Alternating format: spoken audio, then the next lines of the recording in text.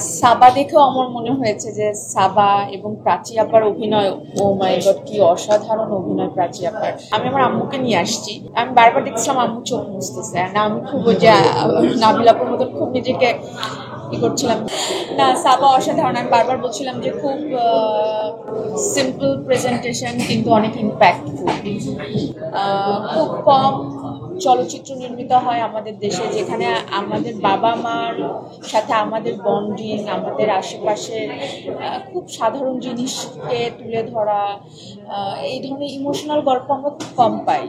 Action, romantic গল্প, thrill, চারিদিকে এই ধরনের গল্পই।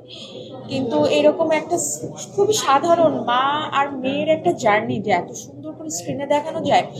আমি আমার আম্মুকে নিয়ে আসছি, আমি বারবার দেখছিলাম আম্মু চোখ মুছতেছে, না আমি খুব ওই যে নাবিল আপুর মতন খুব নিজেকে ই করছিলাম। বাট আসলে এটা খুবই মানে একদম না অন্তরের মধ্যে গিয়ে লাগে। আমি আর যেমন মেহজাবিনের ফার্স্ট ফিল্ম যেটা ছিল, ওটা আমরাও একসাথে দেখেছিলাম। ওটা দেখে আমি বলেছিলাম যে এই ছবিতে মেহজাবিন ছাড়া আমি আসলে ওইভাবে অন্য কাউকে ভাবতে পারছি না, এত অসাধারণ ওর অভিনয় ছিল। প্রিয় মালতী। আর সাবা দেখেও আমার মনে হয়েছে যে সাবা এবং প্রাচী আপার অভিনয়, ও মাই গড কি অসাধারণ অভিনয় প্রাচী আপার। মানে এই যুগল, প্রাচী আপা এবং মেহজাবিন, এই যুগল আমার মনে হয় ওটা ছাড়া এই ছবিটা আসলে হতো না। তো থ্যাংক ইউ সো মাচ পুরো টিমকে।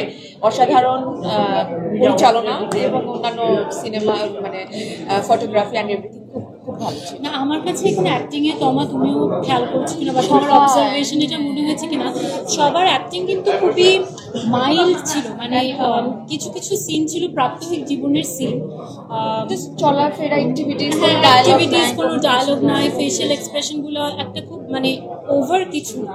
এবং আমার কাছে মনে হয় যে যে সাটল অ্যাক্টিংটা, সেটা আমার মনে হয় সবচেয়ে কঠিন বিষয়। যেটা মোস্তফা মনোয়ার ভাইয়ের কথা বলি কিংবা মেহজাবিনের কথাও যদি বলি, অসাধারণ করেছে। প্রাচী আপা তো নিঃসন্দেহ মানে অসাধারণ।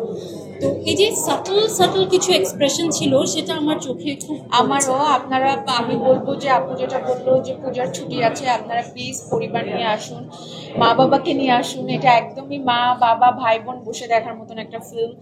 আমার মনে হয় যে আপনারা খুব মানে অন্যরকম একটা অনুভূতি নিয়ে হল থেকে বের হবেন। Thank you. আমাদের অনেক সিনিয়ররা বসে আছে, তো আমরা চাই। Thank you so much.